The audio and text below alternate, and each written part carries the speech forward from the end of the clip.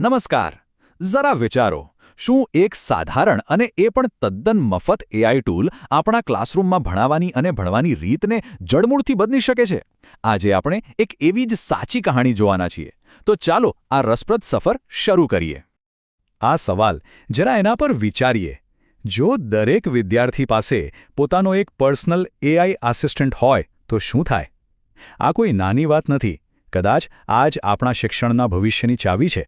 જુઓ, કોઈ પણ નવી ટેકનોલોજીનો અર્થ ત્યારે જ છે જ્યારે તે કોઈ વાસ્તવિક સમસ્યાનો ઉકેલ લાવે. તો સૌથી પહેલાં એ સમજવું જરૂરી છે કે આજના વર્ગખંડોમાં મોટા પડકારો છે કયા. આ એકદમ વિરોધાભાસી વાત છે, ખરું ને? એક તરફ ઇન્ટરનેટ પર માહિતીનો દરિયો છે, પણ બીજી બાજુ એ દરિયામાં સાચો રસ્તો બતાવનાર કોઈ નથી. અને આ જ સમસ્યાનો સામનો મોટાભાગના વિદ્યાર્થીઓ અને શિક્ષકો કરી રહ્યા છે. ઘણીવાર એવું બને છે કે વિદ્યાર્થીઓ માહિતીના આ મહાસાગરમાં ખોવાઈ જાય છે. તેમને એ જ નથી સમજાતું કે કઈ માહિતી પર ભરોસો કરવો અને કેવી રીતે અલગ અલગ તથ્યોને જોડીને પોતાનો મુદ્દો બનાવવો. એમાંય પાછી ઘણી શાળાઓમાં સાધનોની પણ કમી હોય છે. આ બધી બાબતો ભેગી મળીને ભણતરને અઘરું બનાવી દે છે. તો હવે સમસ્યા તો સમજાઈ ગઈ. ચાલો હવે એના એક જોરદાર અને એકદમ નવા ઉકેલ તરફ જઈએ. એક એવો પ્રયોગ જેણે આ બધા પડકારોનો સામનો કર્યો. આ વાર્તા આપણા ગુજરાતના ગીર સોમનાથ જિલ્લાની છે. અહીં મુસ્લિમ વિસ્તાર પ્રાથમિક શાળાના એક શિક્ષક કનકસિંહ એમ કાછેલાએ એક નવી જ પહેલ કરી. આ એક જીવંત ઉદાહરણ છે કે કેવી રીતે સ્થાનિક સ્તરે પણ મોટા ફેરફારો લાવી શકાય છે. તો આખો પ્રયોગ ગુજરાતની એક શાળામાં થયો. ટાર્ગેટ હતા ધોરણ 6 થી 8ના વિદ્યાર્થીઓ. મુખ્ય ધ્યેય એ હતો કે વિદ્યાર્થીઓમાં જાતે ભણવાની અને વિષયનું વિશ્લેષણ કરવાની આવડત વિકસે. અને આ માટે જે સાધન વાપરવામાં આવ્યું એ હતું ગૂગલનું નોટબુક LM. ચાલો હવે મુદ્દાની વાત પર આવીએ. આખરે આ નોટબુક LM છે શું અને એ કામ કઈ રીતે કરે છે જેનાથી આટલો ફરક પડ્યો? ચાલો સમજીએ. જુઓ, નોટબુક LMની સૌથી ખાસ વાત શું છે ખબર છે?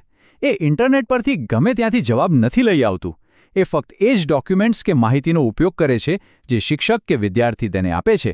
આનો સીધો મતલબ એ થયો કે વિદ્યાર્થીઓ ખોટી માહિતીથી બચી જાય છે અને તેમનું ભણતર એકદમ ફોકસ્ડ અને સુરક્ષિત બને છે. આ આખી પ્રક્રિયા એકદમ સરળ છે.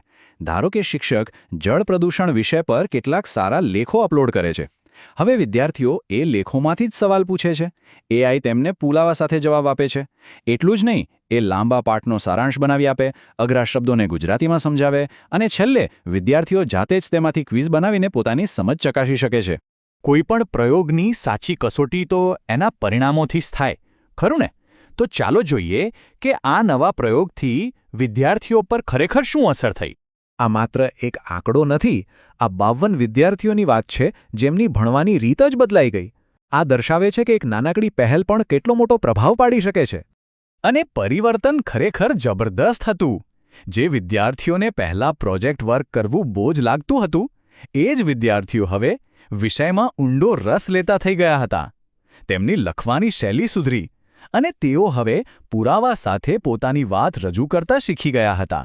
ટૂંકમાં આ પ્રયોગથી માત્ર માર્ક્સ નહોતા સુધર્યા. વિદ્યાર્થીઓ ભવિષ્ય માટેની સ્કિલ્સ શીખી રહ્યા હતા.